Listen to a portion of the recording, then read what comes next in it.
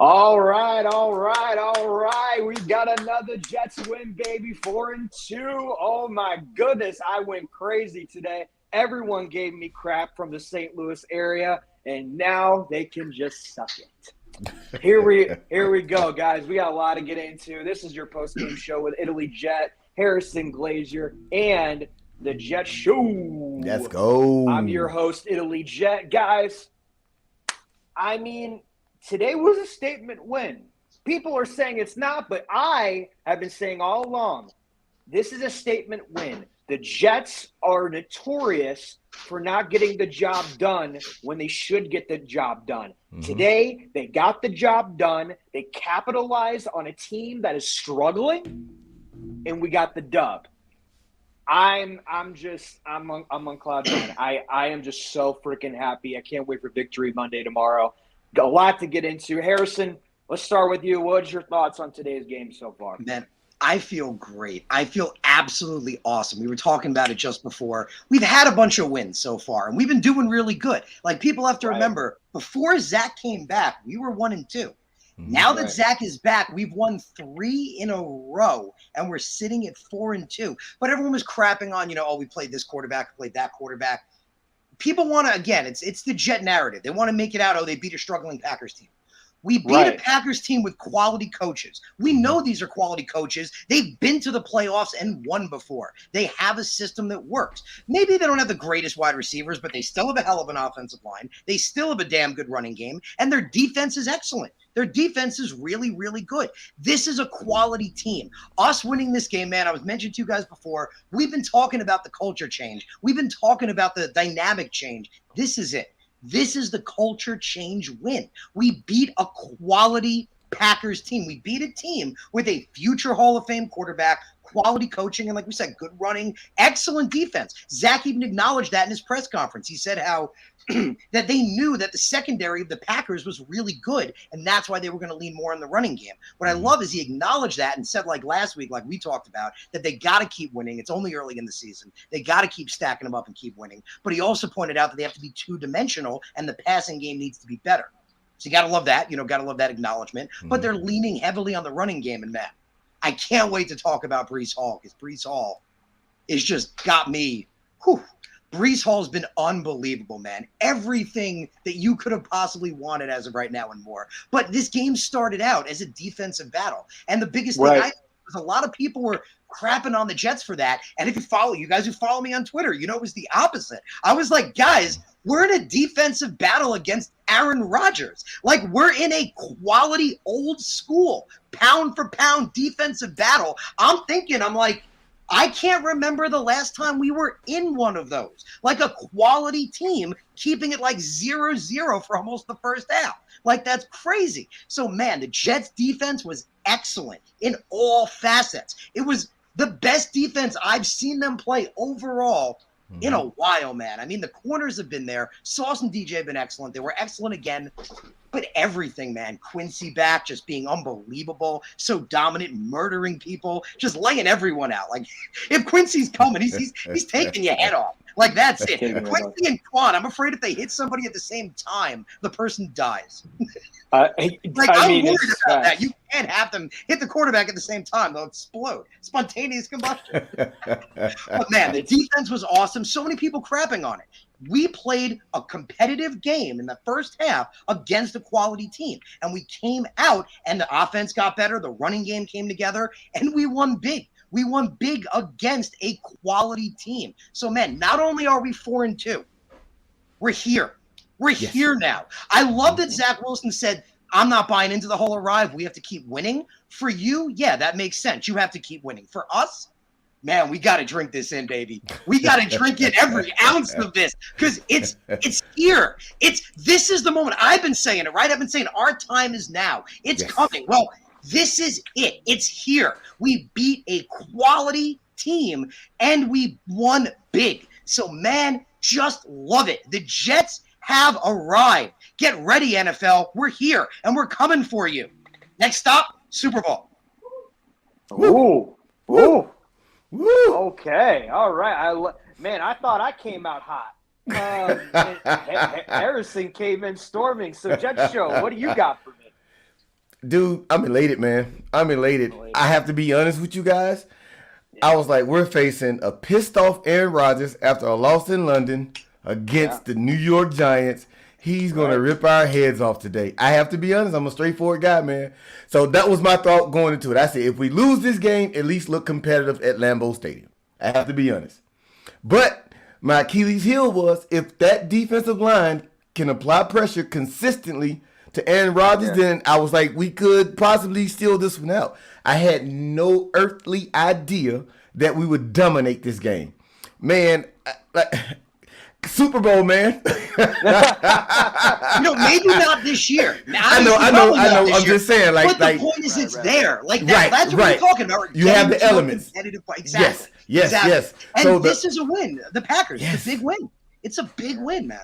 I told my family and friends, I was like, hey, if we pull this win out, man, they're gonna get excuses. They're gonna make excuses for the Green Bay Packers. Oh, it's because of this. It's because of that, right? And I was telling them, I was like, do you guys remember last year?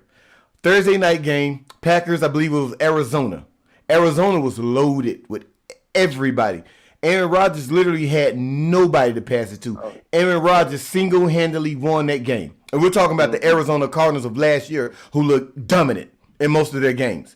Aaron Rodgers on Thursday night still found a way to win in that game. So for them to say that we played in Aaron Rodgers with like no wide receivers or whatnot, I'm not buying it. Excuse my language. I hate to use these words, but it's bullshit. It is, Don't discredit the Jets when we come away with a quality win. We only allowed one touchdown today against Aaron Rodgers at Lambeau Stadium. This is a very, very high quality win. Yeah, man. And I have to be honest, guys. I don't see us losing to Denver. Me neither. Patriots. I have a question mark by because of their defense is lights out. If I have could just to be say honest. quick, beating the Packers the way we did, I don't know if it changed my outlook. It changed the It way did. I look at It every did. team from here on It out. did. Like in the It beginning did. of the season, we were like, I don't know. Now I'm like, I'm ready to say, fuck it, we can beat anybody. Like that's as far as I'm ready to go. No. Like I'm ready to with go you. that far. Right. I'm there, guys. I'm actually there. The first half of the game, I was kind of pulling my hair out, and I don't have any, guys. I was pulling it out anyway because some of the plays that they were calling was like mind blowing, and some of the decisions that Zach was making was a little bit mind blowing. Like that 3rd and 1 when they went for a passing, he scrambled to the left side from the quarterback's vision.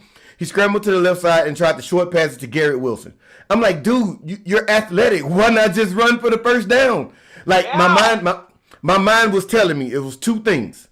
Either Zach is afraid of getting hurt again, or they're behind closed doors asking him not to scramble so much. You know what I mean? Because you don't see it's naturally for him to run. He's not doing it.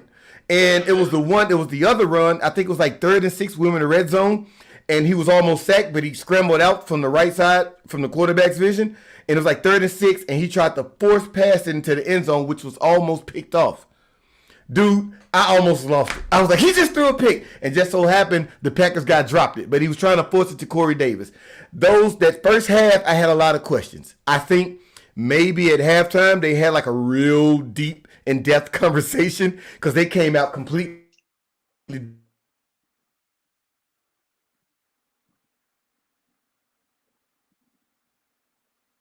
I logging out? Am I blacking out again? Yeah, you blacked out again. I like what you were saying though, but keep going. You guys. Okay, take your time. While It's like everything we did. I love everything we did from third to fourth quarter. Let it go, Jets. All right, there you go. All right, well, for me,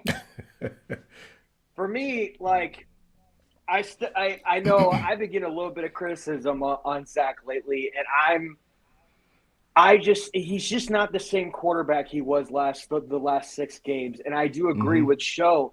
I think he is scared of getting injured. I think he's still rusting off some dust. And what? I'm raising my hand here. I'm ready to jump in. Yeah, shush.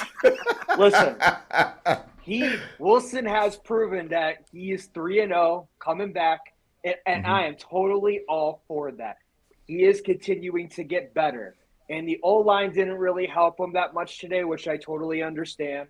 But I love what Show said. I think he is. I think there's something going on behind closed doors. Mm-hmm. Maybe he's not rushing as much as they want him to, or he wants to, or is afraid of getting injured. I agree with that. But Mm-hmm. I love his arm was better in this game. I thought his arm was completely better than the Miami game and the game before that, in my mind. But I love what Sauce brought to the table. I love what the defense was just going after him. Quinn Williams, oh my God, Yes. pay this Yes. man. So Yes. it's like it's like I said, there's a lot of good things to take away from this game, and then there's a lot of games and there are a lot of things in this game that we definitely need to venture more and be ready for the Broncos. As Harrison said before, this was a turning point game. I thought Miami was the turning point game, and then this game.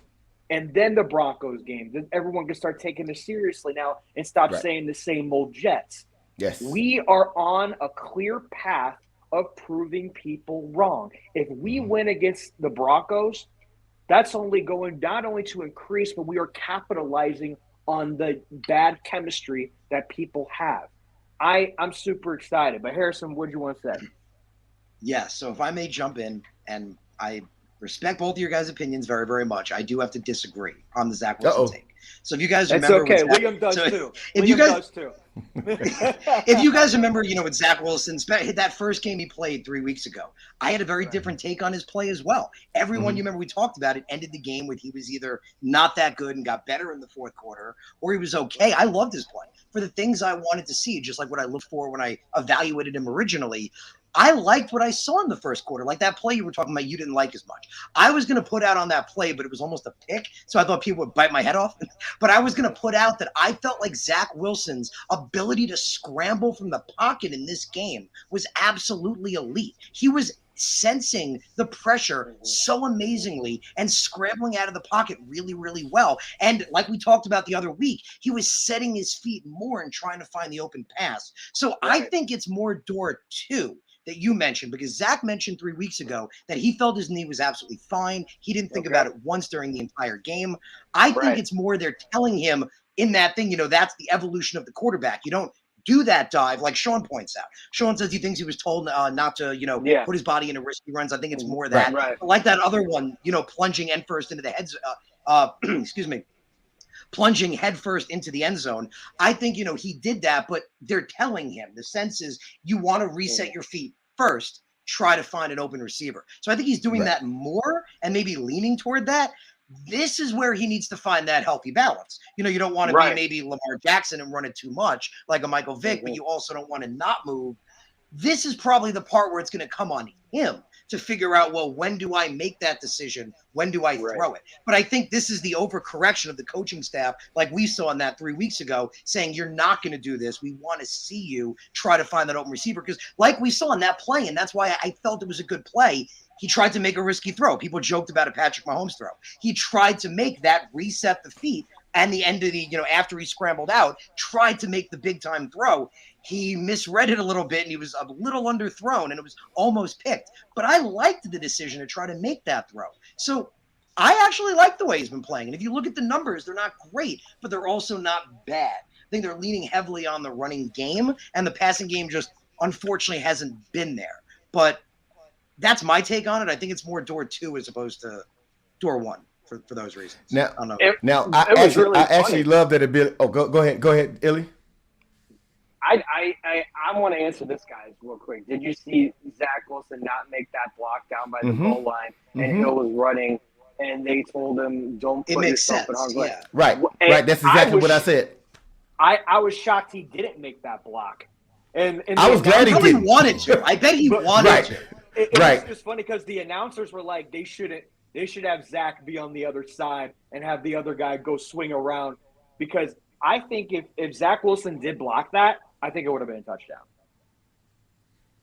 I mean, if he did. I mean, you don't know how good a quarterback's going to block. So. Right. Hey, you never know. Kickers have blocked before, so you never know. But like I said, we've seen some good things from Zach. I know there's still things that he definitely still needs to work on with the chemistry with the wide receivers and everything, opening up the ball. But I want to talk about the O-line for a second. And Show, I'll start with you. I know you had something else you want to say, but then I'm going to go with the O-line.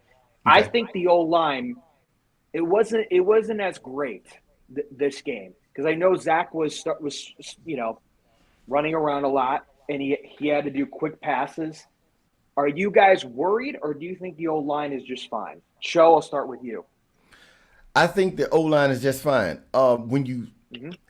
especially in that first half, right? I didn't see like initial pressure. What the quarterback has about 3 seconds before pressure is technically there from a statistic standpoint. So he has roughly 3 seconds, maybe 2.8 before pressure is technically supposed to Right. be there. Sometimes I think Zach pushes the envelope. Sometimes I think he's waiting for 3.5, 4. For at that time, Yeah. it's not the blitz that's getting there. It's just Zach holding on to the ball longer than he should. I think that's what caused a lot of problems far as the breakdown from the offensive line standpoint. So to answer a more direct question, I actually like the play of the offensive line, being honest. That, to me today and even last week's game, they did a pretty damn good job, man. I think Zach is just literally holding the ball, not all the time, but I think Zach does hold the ball a little bit too long or longer than he should. I think just, as we said last week, Zach technically hasn't played a full season yet if you're just counting the Right. amount of games that he's played. So Zach has a lot of growth. He has a lot of growing Right. to do. And Right.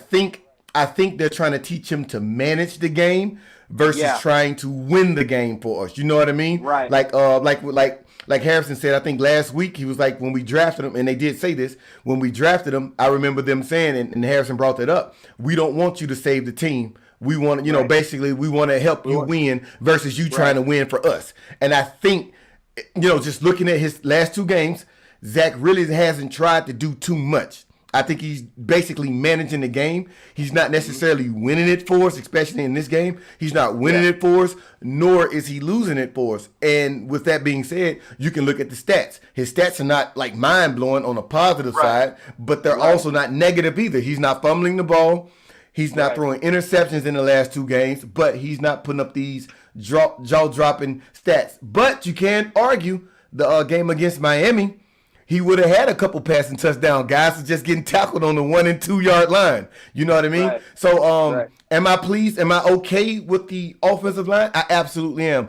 And if I'm not mistaken, I think Fant is coming back in the next week or 2, right? Yes. Should be. I mean, we Should can't be, but guarantee you never know, anything. though. That's you Right, never right, know. right, right. Yeah, You just never but know. could be Right. back in a week or 2. Right. Yeah. Yeah, so that's my take. All right, Harrison. Yeah, so talking about the offensive line, I think we're in really good position. We got a lot of guys coming back soon. A huge surprise has been Nate Herbig. And I love Robert Saleh talked about him. Yes. I want to look up the exact quote. I want to bring it right here because it was a good man. He was talking about Nate Herbig, and without bringing you the exact one up, he basically was saying how he was another Joe Douglas fine, is what Robert Saleh was saying. That this guy plays nasty and he plays tough. And when you watch the film, he shows it. And we love his attitude in the locker room. He's been a fine man. He's a young dude. He's only 24 years old. And he's playing really well. So I've actually been thinking about it. And I can roll it out with you guys. I was thinking about it. This has been a crazy take of mine. So I'm curious what you guys think here. So my biggest thing is I want longevity along the offensive line. Yes. I like my offensive line built for success, but built for the future. And we saw that Max Mitchell is without a question our future at right tackle. So my crazy take is you got George Fant back, but I still want Max when he comes back at right tackle. I want him there continuing to grow, continuing to get better. Because if he was a liability for Zach Wilson, then I'd say, okay, we get it. But he proved he's not. I mean, he literally made the game-winning block against Myles Garrett, of all people, that we won week 2. Like, he's proven he's not a liability. So I say we put him out, even if Fant is healthy. He stays at right tackle. Herbig stays at right guard. Now, my other crazy take. Laken Tomlinson. Well, that's what I'm getting to. So Laken Tomlinson hasn't looked as great. I mean, he's looked okay, but not the money he's being paid. And you gotta love Joe Douglas. He builds outs and contracts like greater than anyone I've ever seen. Like, it's incredible. We somehow, even though we paid Laken all this money, we can somehow get out of it next year. Like, it's pretty crazy. We have an out next year. Yeah. My crazy take is if he doesn't get any better, you AVT? cut the end. Yeah, you cut him at the end of the year. You put AVT back at left guard, and you draft your left tackle of the future, and you build a beautiful, beautiful offensive line for years to come. And hell, maybe in the second or third round, you take a top center, and then boom, you're golden. That's Have my crazy thing. But have Mekhi Becton as a backup. You never know, right? Mekhi is a guy you can't count on him. You have to look at him as being a potential happy surprise. If he plays well and he can play next year, that's freaking awesome. If he doesn't, we have to see it coming. Like, we have to expect that he's not playing a full year. So my crazy take is, even again, if Fant's not back, I say, even when he comes back, keep Max at right tackle. Absolutely. Put Max back at right tackle, and maybe, because Dwayne Brown's not the future, maybe put AVT back at left tackle and let him grow there a little bit. Just saying. And then maybe, as the season goes on, reevaluate. I mean, it's interesting to think about. But Dwayne Brown's playing well. Maybe you put AVT at left guard and you bench Lakin. There's a lot of interesting options that can come here. But one of the big facts is we do want to see Max be a future piece of this line. I feel like Herbie can be a future piece too. And so is AVT. So I want to make that work. And I'm looking at, well, George Fant can be the left tackle backup. Maybe we could put, AVT there. There's so many interesting options. But I'm tempted, again, if Lakin doesn't play any better, AVT gets left guard back and you move on from him. I mean, there's so many interesting things that could potentially happen here with the offensive line. Okay, so an early peek at my future video the next day or two is one guy we don't give enough credit to. It's McDermott. We don't give enough credit. I mean, McGovern. Yes, I'm sorry. Not McDermott. Lord, no. You don't want to give McDermott anything. Lord, not McDermott. You do. Not McDermott. Lord. You just saw 50 people be like, I'm unsubscribing. What? McDermott? Out of here. No, McGovern. McGovern, though, guys, this guy's rarely injured, right? And he's not the best center, but I would say that he is very neutral. You know what I mean? Like, you don't have to worry about him in a sense. Right. You know what I mean? Right. He might not dominate, but he's not going to be the weakest link on the offensive line as well. And I think sometimes they get overshadowed by how well AVT is, and he's my MVP of the team this year so far. How good Max Mitchell came in. I think with all of these young guys playing as well as they're playing, we kind of overlook McGovern and we kind of take him for granted. But when you really think about it, the guy has rarely been injured and he's been consistent. He's been consistently average, but still consistent. You know what I mean? So I think a lot of this in the center is very valuable to the team, especially, in getting the offensive line balanced out. You know what I mean? And as of right now, man, I'm very pleased with McGovern. We don't talk about him enough. He's not the best center and he's not the best O-lineman, but I think he does well for this Jets organization. Man, I couldn't agree more with both of what you guys are saying. Next year, I think we should draft a center first and then get a left tackle, in my opinion, because I still want to see a lot more from this O-line. I still want to see what they're going to do, because they're going to do a lot of reconstructing on the O-line first. I feel like that's going to be like the main focus. So time will tell to see what happens. But it is true about Joe Douglas. His contracts are insane in a good way. So it's ridiculous, man. Like the way he builds these things. Amazing. It's crazy. He's a sharp guy. He's very sharp. Now, I know a lot of the guys in the comments are talking about more. He had 0 targets today. Dude was like a ghost. I know Wilson had a couple. Davis had a couple. Conklin, even Uzama had a big catch too. He did. But this today was all about the running backs, right? When we talk about the running backs, that's Hall and Carter. They're a really great duo. I've heard a lot of back and forth that Carter, like, why do we even play Carter? Why is Carter even out there? I'm like, are you crazy? Okay. I was like, are you stupid? Yeah, that's crazy. Like, are you stupid? Crazy. Carter is still a great RB1, RB2. We all know that Hall is going to get the most of the work, but I am so fine with having Carter out there. He's one of my favorite players on this team. That being said, are you impressed of what these two have done so far this season, going 4-2 now? So we're Harrison. I couldn't be more impressed, man. Could not be more impressed. Put it out on Twitter. Exactly. But both of them out said, what a duo. The two of them are unbelievable. And we knew coming into this, the 49ers system, it's a committee. It's always been a committee. Even if you have a powerhouse 3-down back, it's still a committee. Like, you still have a guy like Michael Carter getting a handful of carries a game. but the guy's Brees. I mean, Brees Hall, he's just like Sauce Gardner. Like we expect, running back, you actually expected faster. I'll be honest. Running back in the NFL, you expected quicker. Yes. Sauce is like freak of nature. Like this kid. Yes. I'm ready to go as far. No disrespect to your shirt show because I love the man. I think Sauce Gardner could potentially be the greatest ever. I'm ready to say like could be, could be, not is, but he's putting up a lead. Like we can talk about Sauce. You're talking about the running game, so we'll pivot back to Sauce because Sauce is such a great thing to talk about. Brees Hall over these last 2 games. Bringing up the stats here because I calculated it because it was really impressive. Over just the last 2 weeks, Brees Hall had 38 carries for 213 rushing yards. Wow. That averaged 5.6 yards per carry. So the dude's averaging more than half a first down every time he touches the ball. He had 2 rushing touchdowns. He was targeted 4 times in the receiving game. He caught all 4 of them for 105 receiving yards. Over the last 2 weeks, he has 318 total yards. Brees Hall is literally everything that was advertised. And I think Matthias pointed it out. Man, if this running game just keeps going, look out. Like, absolutely look out. Like, Brees Hall, man, everything is advertised. Even more. Again, even more. He's right now, one of the last 2 weeks, one of the best running backs in the league. That's just a fact. And that's amazing. So, and Michael Carter, like you pointed out, he's a great compliment. He's, especially to have a guy that, the other guy gets a little gashed, you bring him in. It's a committee. It's a beautiful committee. This is going to be, I said it before the season started, this is going to be an unbelievable, like Matthias says, arguably the best running back duo in the league.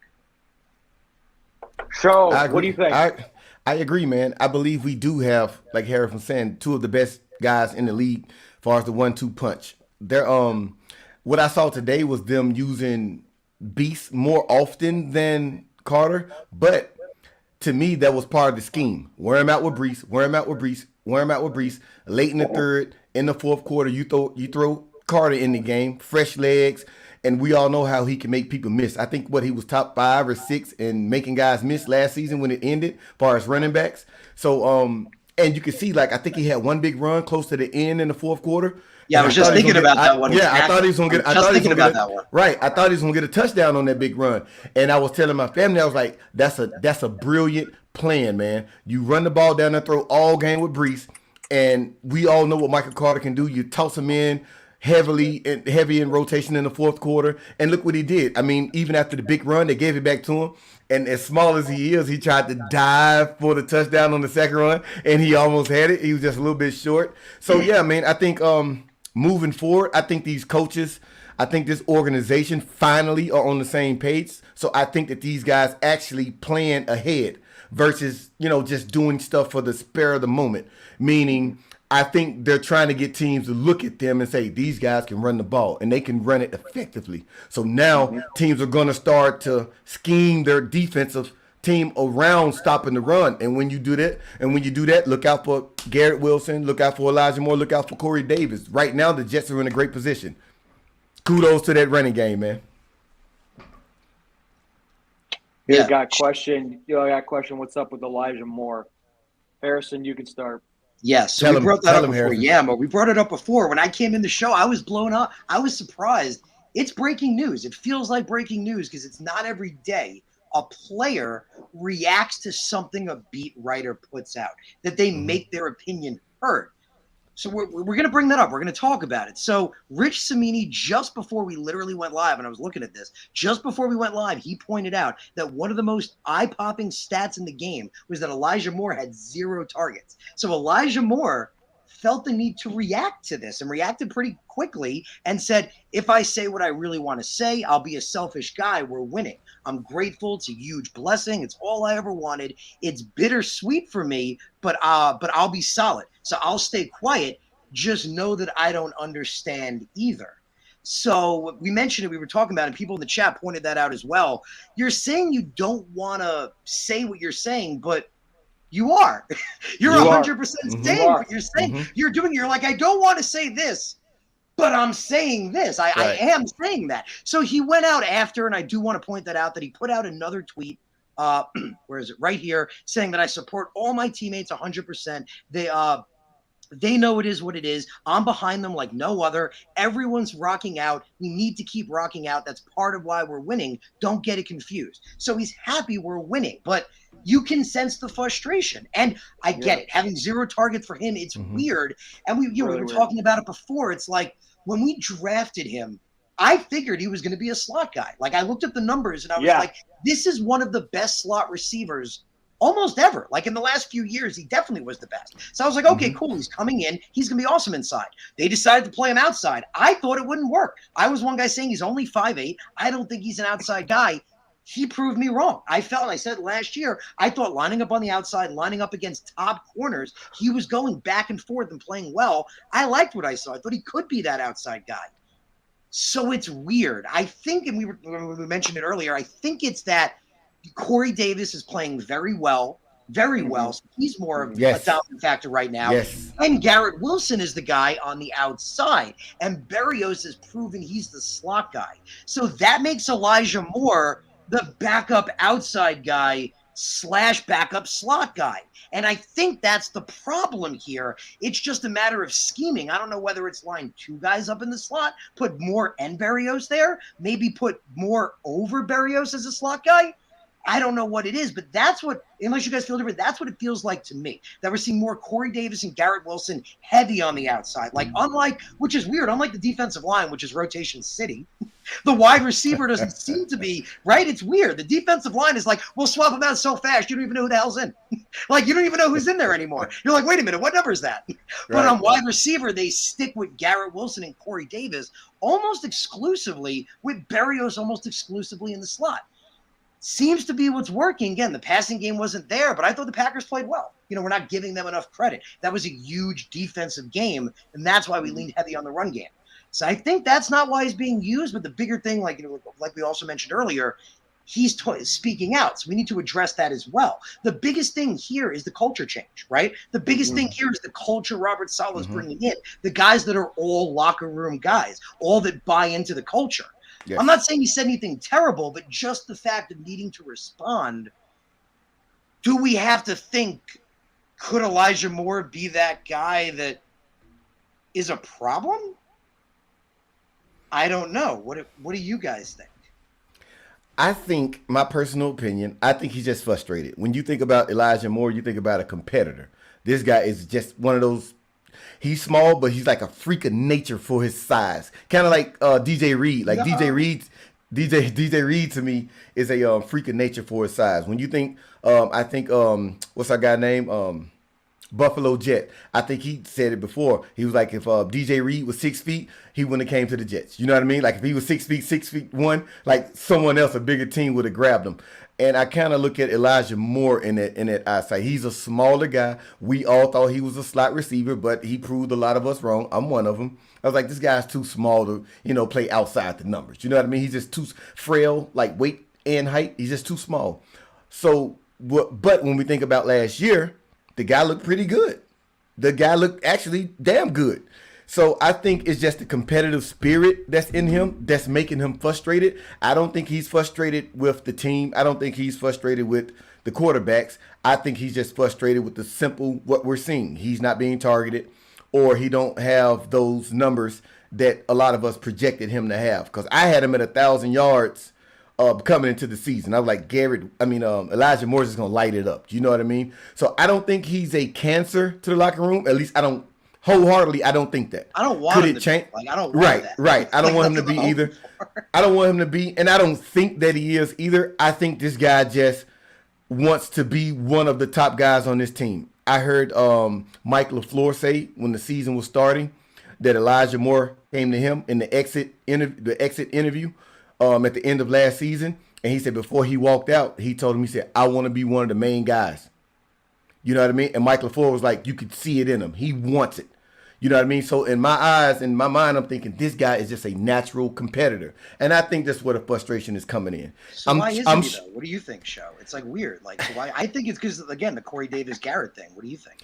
Yes, definitely. Like, we're talking about Breece Hall, right? Michael Carter is not getting the touches that he's getting, that he used to get. Yep. But this is because of who we just drafted in Breece Hall. So it's taking a big hit far as Michael Carter's number. The same thing with Garrett Wilson. The same thing with Corey Davis. I think Connor put out during training camp, he was like, out of all the receivers, Corey Davis looks like the man. And we're seeing that. And we're seeing that right now. Corey Davis looked like a completely different Corey Davis than last season. And now you add Garrett Wilson into the mix. I'm sorry, man, Elijah Moore is just going to take a big hit. Because everything that Elijah Moore can do, being honest, Garrett Wilson can do it as well.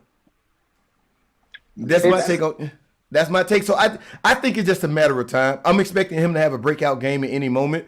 I'm sure he sat down. He seems like a fair guy. He seems like an open guy. So I think he actually spoke to them about this first. And now this game, it happens again. So, the frustration is setting in. I completely get it. Completely. I mean, it's one of those things where we are so stacked. We haven't had a Jets team this stacked since 2015 in the Rex Ryan days. So there's going to be a decrease in efficiency when it comes to each and every player. And I feel for Moore. I feel for everyone that's not getting their targets, because last year was a totally different story. And now that we keep adding more depth and more competition, which Saleh loves, it's going to cause – I think it's going to cause a little bit more problems. But I also agree with you, Sho. The time is going to come when the chemistry keeps building and building and building. And when everyone is healthy, it changes the game. It changes the team. And you never know, if an injury guy goes out, the next man is always up. You got to be ready. It doesn't matter if you're in the practice squad. So I agree with you, and I agree with Harrison. It's only going to be time. And I hope everything's going to be good, because we don't need that drama right now when we're winning. We're 4-2. We're 4-2. Oh my God. So let's keep it going here. Let's go to the tight ends. What did you think about the tight ends this game? Harrison, we'll start with you. Yeah, so you look at CJ Uzama. We talked about it the other week that he really was just a blocker up to this point. I thought it was, again, that the offensive line was struggling. Makes sense to me. He's the best blocking tight end we have. But you want to see him go out for some receiving. I mean, we saw him last year with the Bengals, and he was pretty good. I mean, he's not great, but he's pretty good. He's a guy that can give you 400 and change yards, 500 and change yards in the season. I also expected more from Tyler Conklin. So I'll be honest, I'm not seeing what I would expected to see from the tight ends. I figured Conklin was going to break out. Conklin, I'm like, last year was his first year starting. Like, he hadn't played before that. Like, he had 19 catches overall before the last season. He barely played. And then last season, he broke out, and he was amazing. So I was like, this is going to be it. He's had a lot of key drops, but he's not used as much. And then Uzama hasn't been used at all. He had that first time he was used today, and he looked well. He made a pretty decent catch. Yeah, I don't know, again, whether it's just the scheming, but it's kind of like what we were saying when the defensive pass rush wasn't there. Well, you can have whatever schemes you want, but if it doesn't work, it doesn't work. This week it worked. So the offense, again, it hasn't been bad, but the passing game isn't there. So maybe you need to use the tight ends more. Maybe you need to rotate more like you do with the defensive line. Whatever it is, you need to figure it out. It's not working at the moment. Right.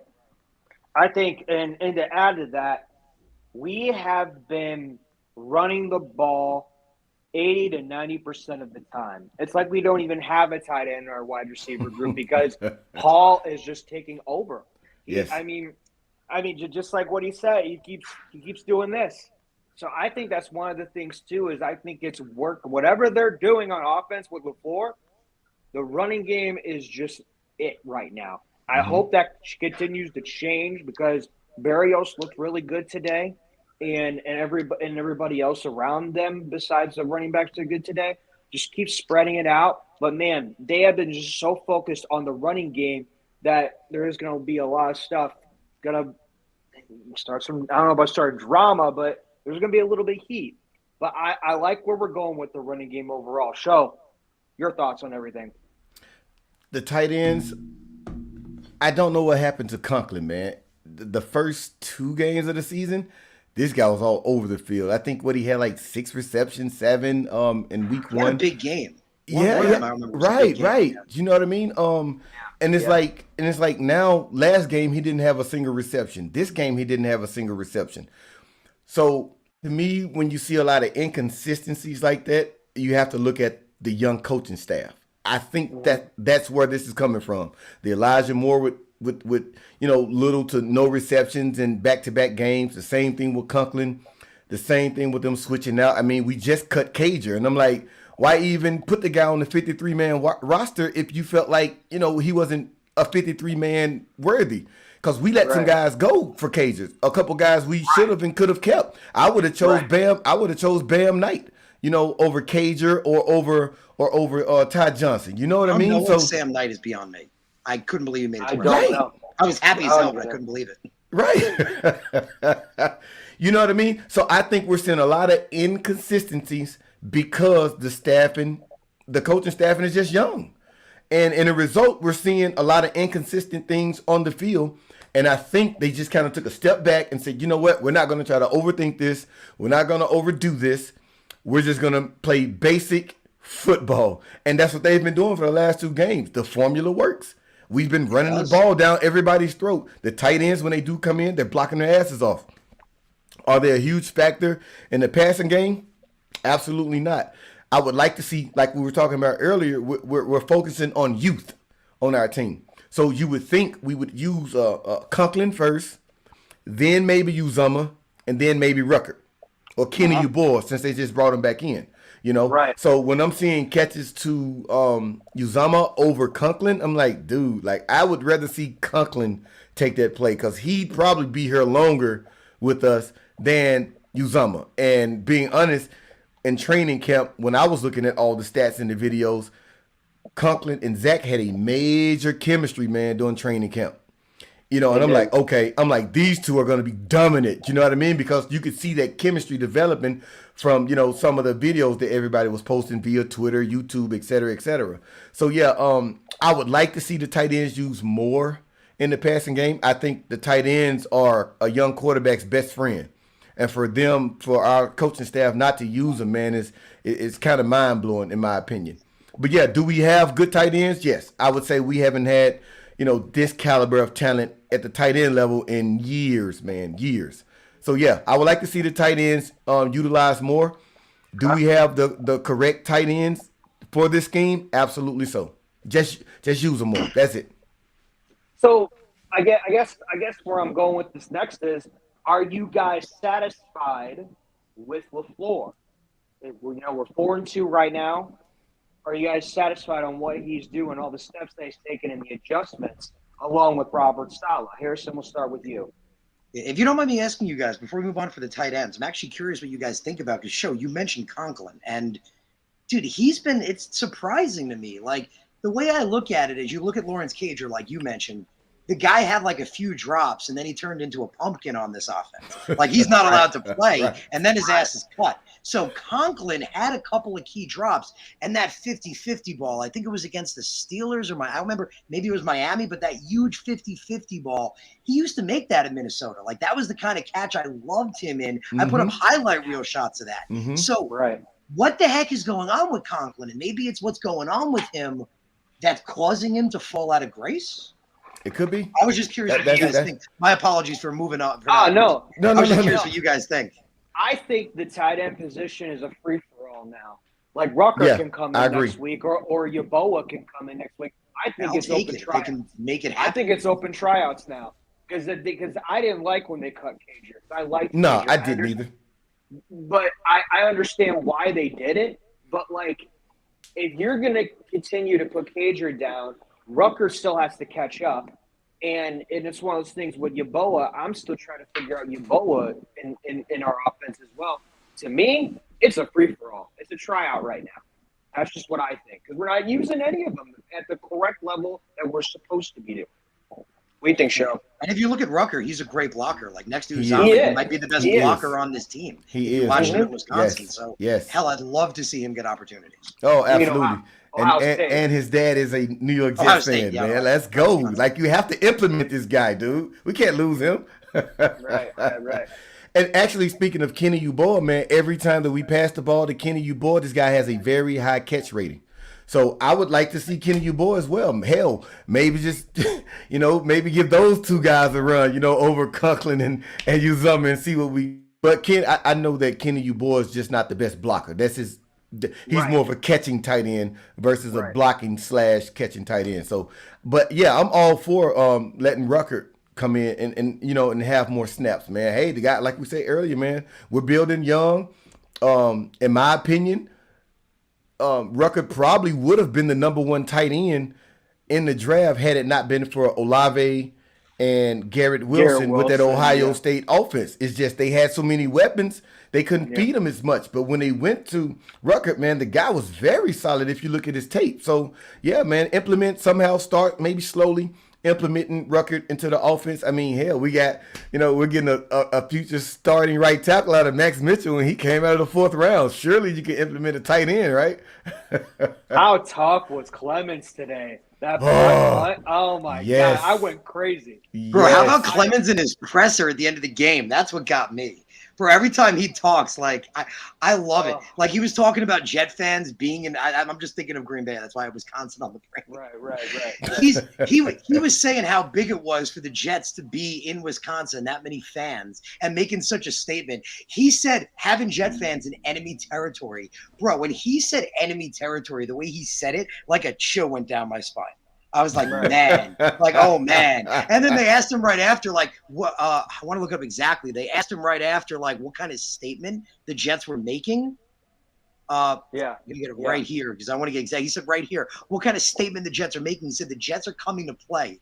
He's like, you know what I'm saying? Then he's period. Yeah. Like, man, when he talks, like, he's not just scary on the football field. Like, it was crazy. I love it. The teammates say he's like the sweetest guy. He's a teddy bear. He's so nice. Yeah, man, when he talks. I'm terrified. Like, I'm just like, when he said enemy territory, I was like, ooh. It's just like a coldness to his expressions, right? Like even when he smiles, it doesn't really feel like a smile. You know what I mean? It's like, right. Is he trying to smile right now? He probably doesn't have Botox. He probably doesn't have Botox, but he looks like, of all these facial expressions, he can't move. Right. It's just so funny. And then it's this eerie pause before he answers the question. It's like a death stare. Like, are you really asking me this question right now in front of all these people? You know what I mean? Like, yeah. It's so funny because he's got that ring in between his nose. I think that makes him even more of a threat. I mean, honestly, the way I've seen animals have that, like cows and like stuff. Like the bull, right. Yeah, the bulls and the cows. Right. And I look at that and I'm like, that's freaking Clemens. I am looking straight at Clemens and I might die. I don't know. But it's just every time you look at him. But as we go to the defense now, I am actually warming up a little bit with Holbrook. I've never thought I would say that, but he's warming up to me just a little. The defense was solid today, man. It's fair to feel that way. Yeah, it's so weird because it was such a pain in the beginning, and I'm happy that everyone's got this chemistry now. But man, our corners are lights out. I mean, Kwan and Quincy, you could tell it was huge getting Quincy back. I mean, that was everything. And Mosley looked good today too, man. Mosley was real good today. I feel like the two of them playing well is making him play better. Right. Joyner even did pretty good today. So, like, let's go to the defense now. What do you think about Ulbricht's adjustments, Ulbricht's plans, and individual players? What do you guys think? Go ahead, Harrison. Man, so you brought up the linebackers before. Having Quincy back is huge. I was excited when they brought it. I was putting out on Twitter. I was like, I thought it was breaking news because, like, didn't he just leave in a cart? Like, wait a minute. Like, that he is a dedicated guy. Thankfully, the injury wasn't as bad as we thought, but he came back, man. He adds a speed to that linebacker room. That, again, I love Quant. I love CJ, but they don't got Quincy speed. Quincy's got him. He's fast. He's an animal. Like, he is fast. Like, he could potentially cover a slower wide receiver fast. Like, he is fast. So, man, him and Kwame, we were joking about it before, they hit dudes so hard, man. I was hearing Quincy's name all game. Quincy was just laying dudes out. I'm convinced if the two of them hit somebody at the same time, that person dies. Right. It's over. It's over. Because, bro, every time you hear their name, they're laying the hammer. And like you mentioned, CJ playing better, the two of them flying around and murdering people is allowing CJ to play more of a roaming position. And he's tackling well. He's looking better. Man, I love that linebacker room. Sauce and DJ are elite. the biggest thing was the pass rush and the safety. And today, the pass rush was awesome. Like, you can't say enough about Quinnen Williams. Quinnen Williams is having forget Pro Bowl. Quinnen Williams is having an all-pro season. Quinnen Williams looks unbelievable. Carl Lawson looks good. Bryce Huff looks good. Like, everyone's feasting. Jacob Martin was in there a little bit. Everybody is feasting. Too, yeah. Clemens is feasting. JFM. They all are. Rankins, yes. This looks good. Everybody's feasting, bro. It's awesome. So, man, if they can keep this up, we mentioned it. I mentioned it last week. If the pass rush can be there, the sky's the limit for this defense. And that's what they showed. That's literally what they showed us going against. People can make – because that's what they do. They like to bring the Jets down. They go, oh, well, the Packers were struggling. The Packers are a playoff team led by Aaron Rodgers with quality coaching. The Jets shut them down on defense. That is a fact. Even Curry was in there a little bit. Yeah, that's what Sean just posted, man. That's a fact. Curry looked good today. Yes. Everyone's eating. Yes. Now, with this defense, right? Mm-hmm. Do you think it's not only heading in the right direction, but just like Sean said, like we might even have like a team to beat Buffalo with? Yes. Yes. Do you agree with that? Yes. I'm gonna tell you why I agree with that. Coming into the season, I think everybody was on the same page far as where was the weak links on our defense. And arguably everybody was correct. It was LaMarcus Joyner's spot, correct? Yeah. The safety position, right? I think after that one, it was the linebackers, right? This is before we signed Quan. Right? It was like, the linebackers. And everybody, being honest, everybody had a question mark by Quincy Williams. We all knew he had the pop. Some people knew, some people saw it. But I have to be honest, I was on the fence with him. But I was more leaning towards I see potential with this guy versus, I don't want him back on the team. But I think after you put a question mark, beginning of the season, put a question mark by Joyner, Ashton Davis, the free safety guys, I think your next concern was who's after C.J. Mosley. You know what I mean? And then you start to get the half and half on Quincy Williams, right? Right. So looking at that compared to where we are now, I'm going to be honest with you guys. I don't see a weakness in our defense right now. I agree. I just don't. And with that being said, defense can actually change the course of a game. What it was the famous saying, offense sell tickets, defense win championships. Yeah, exactly. We have a strong defensive-minded team from the head coach all the way down to the lowest player on that 53-man roster that's dedicated towards the defensive side. So do we have the talent to beat the Buffalo Bills? Hell, with Sauce and Reed locking up Gabriel and Diggs, I mean, who do they have outside of that? McKenzie.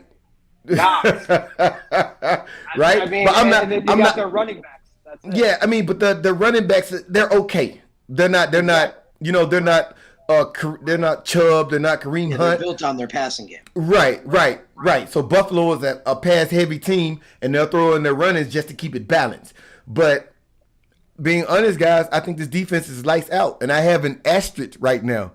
How about Sauce at the end of the game with the cheese head on? I love that. I love that one. What I loved with that was that when they interviewed Sauce, he's like, the fans put it on me, so I just roll with it. Yes. Dude, Sauce is a New York Jet. Like, that was like the moment to me. Like, Sauce is already unbelievable. And he's ours, man. Yes. He's ours. He's a New York Jet. Yes. Like, he's like, the fans put it on me, so I just roll with it. Like, they could have done what – he's one of us. I love it, man. So if we can quick, as I mentioned before, and I'm probably going to take flack for it, I was saying I think Sauce could be the greatest ever. It's no disrespect to Darrelle Revis. Because, Darrelle Revis, I love that man. Like, huge fan of Darrelle Revis. Yeah. Nobody was a better boundary cornerback. That man used the sideline like it was a second guy. Like, one of the greatest ever, man. I love Revis. But even if go back in his first 5 games, he wasn't doing what Sauce is doing. Sauce is putting up a 17 passer rating in man coverage. He's got a lower completion percentage than if you weren't to throw it his way. If you were just throwing it in the dirt. Like, it's insane. We talked about it last week. He's already putting up elite numbers. So, man, he's just starting his career. I know I'm crazy for saying it, but I think if he can keep this up, man, and stay healthy, knock on wood, he could be the greatest cornerback ever. And you know what? It's one of those things. Sorry, Show. No. Go ahead, Italy. Go ahead. Look, listen. Sauce has the potential to be even better than some of the legends in this game. Mm-hmm. He's not going to be the greatest of all time. I think he's going to be the greatest of all time, but he has that length, the height.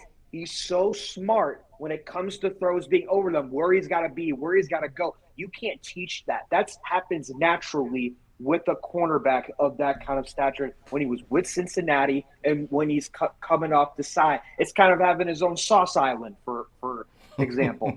I mean, he's already got something with Buffalo Wild Wings, but the fact that Sauce is showing his potential this early, because we all know rookies have a lot of time. It might take them like a year, but the fact that all of our rookies are showing something the first 6 games, like it's unheard of.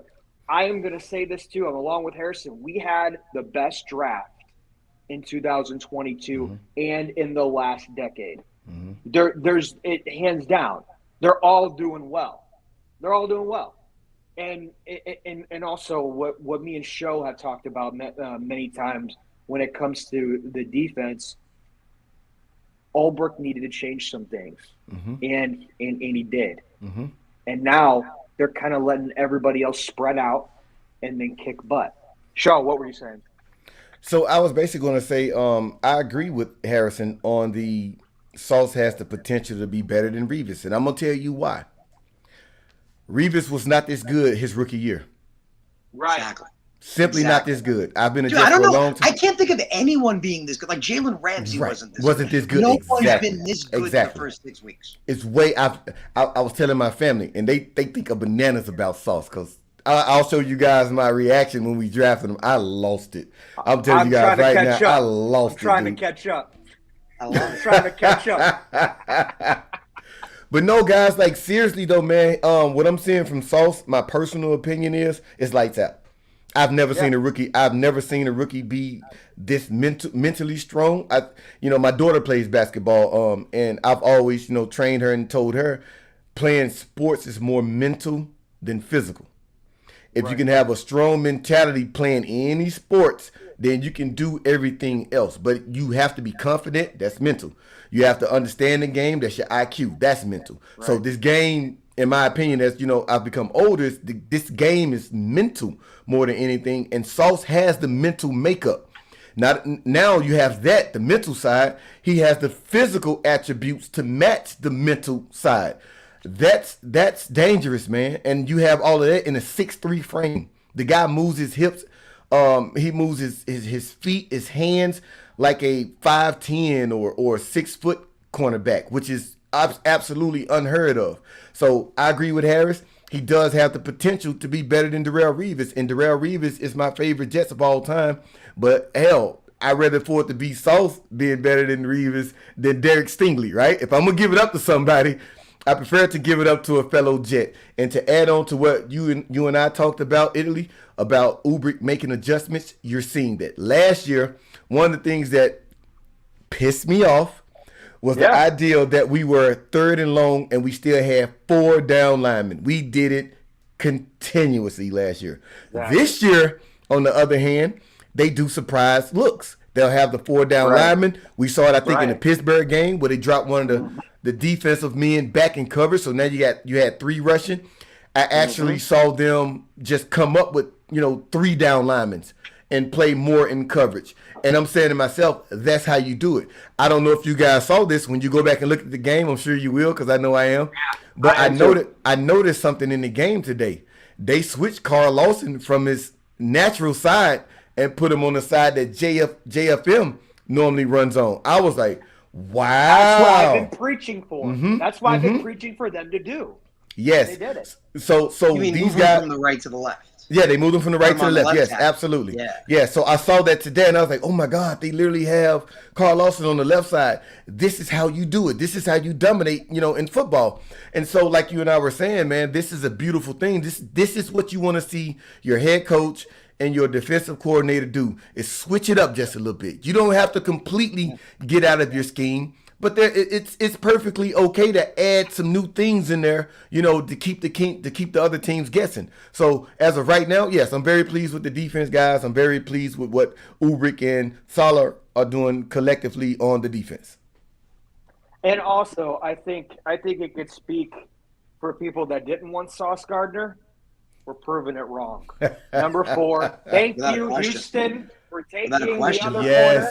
Thank you. I wanted Sauce all day long because you are in a league where you're facing against Hill, Waddle, Diggs, Davis. I can go on and on and on, and you just shut them down. And you get a mentor like Reed, and now you're seeing it unfold happening. And the other surprise is Carter too. Yes. He's kicking butt over there. Yes, he's dominating for a nickel. Yes. I love what he's doing over there. And and not only that, we got to talk about something else. And I never thought I'd be talking about this, but the special teams. Oh, yeah. The special teams is great. Oh, yes. Hardy. Today. Big day. Big day. Hardy, Clemens, even, I can't believe I'm saying this, but Ashton Davis. Davis did pretty good. He's a heck of a special team, man. He's a track star. People forget that. That dude was a hurdler. He can fly. Yes.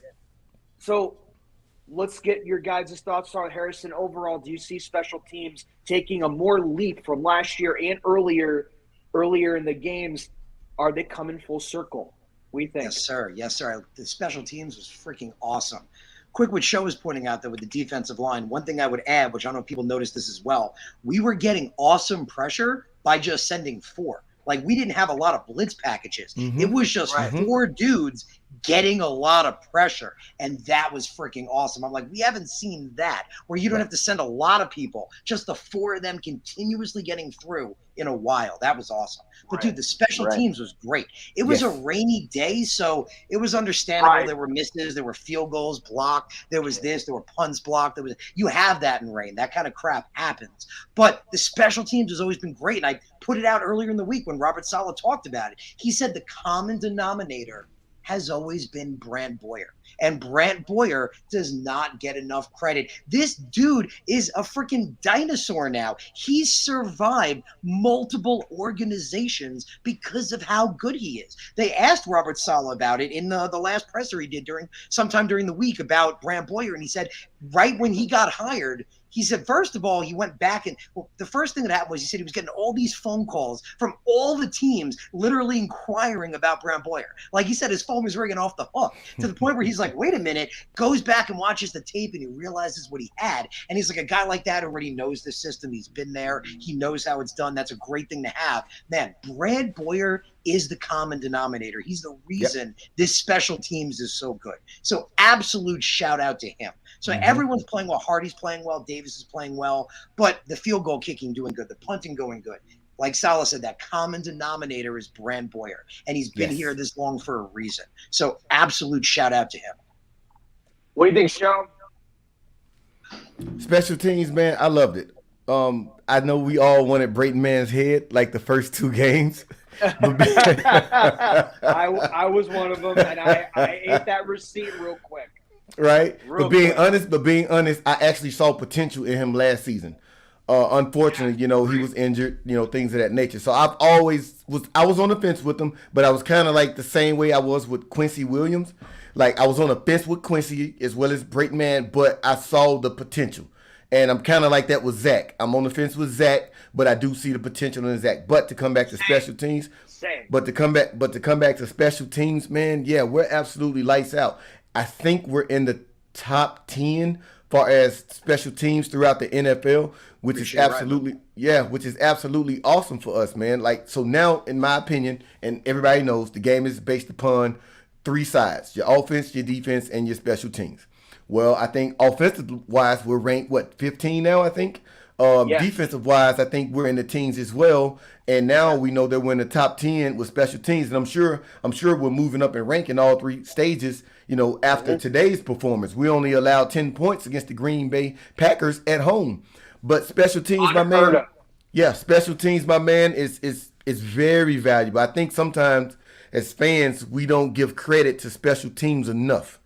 I know once we signed Hardy, I was like, excuse my language, like, who the hell is this guy? Like, why are we signing this guy? Question why you're giving him that like much we, money. Yo. right. I'm like, we have so many holes, dude. We're signing a bum corner from from the Saints, man. This is bananas. What are you doing, Joe Douglas?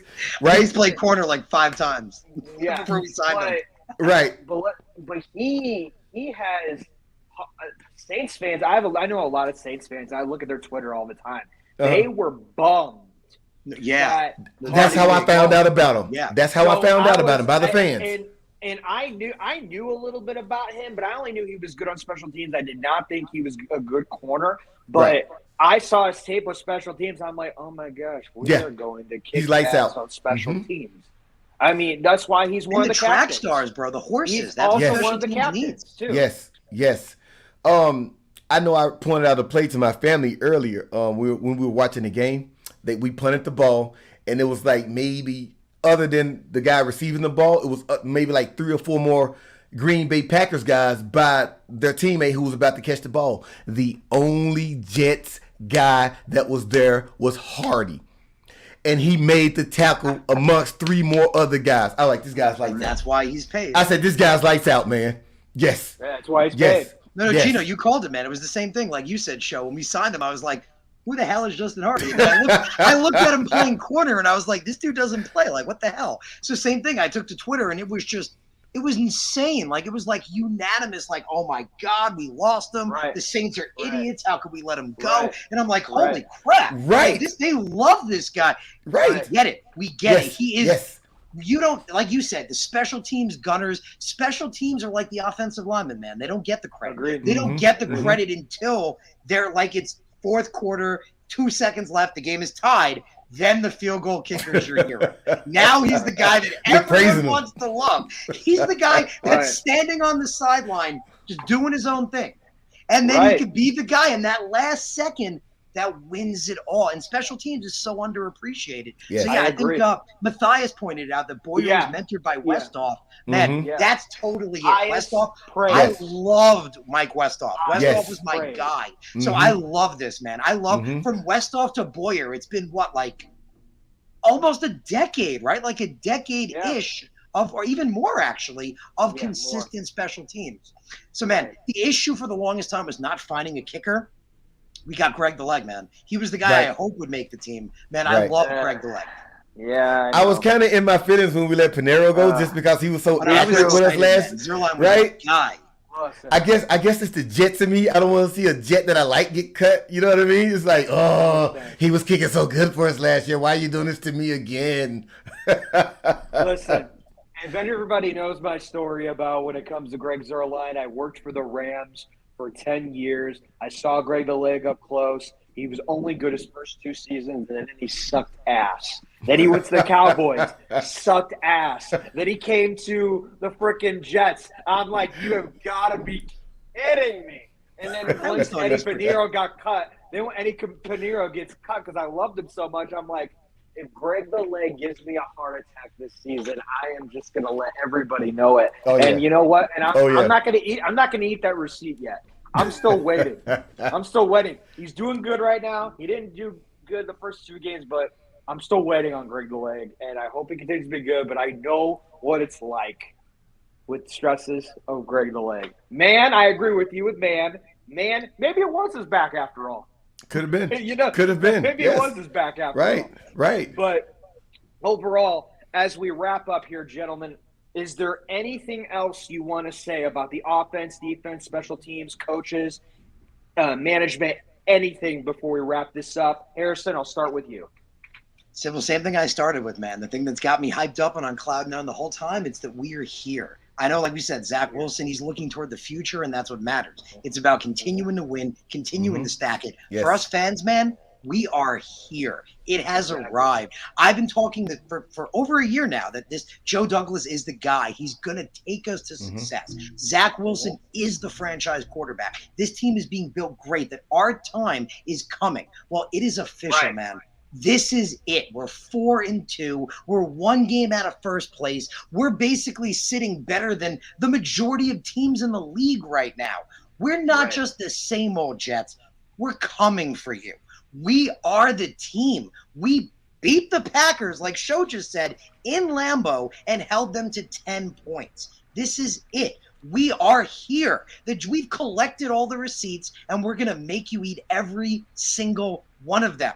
We are here, and we are taking the NFL by storm, and I can't wait. Let's go. Sho, what about you? One of the things that I want to point out that we haven't discussed was what some of the players said after the game. I think DJ Reed tweeted it out. He was like, dude, he was like, this fan base is ridiculous. He was like, the Jets were almost louder than the Packers fan. Yeah. So that's one thing I want to point out before we make a close, man. Shout out to all of the Jets fan, man. My wife thought I was losing my mind today. I have to be honest with you guys. I was yelling, running through the house. I almost slipped a couple times and fell. I love it. But I looked crazy too. I looked. She was like, "Babe, come down." I said, "Babe, all due respect. Yes. This is 20 years of frustration." Exactly. 20. I'm not talking 2. Right, man. We've been waiting to feel 3. This. Yes. Yes. Yeah. So I'm like, just let me have my moment. I promise. As soon as your Seahawks start playing, I'll calm down. Right. Yo, but I am 100% with you. Yeah, man. But yeah. So shout out to all the fans, man. We are dying for this, and you know what we thought that we would never see. We're actually seeing it happen right before our eyes. You know.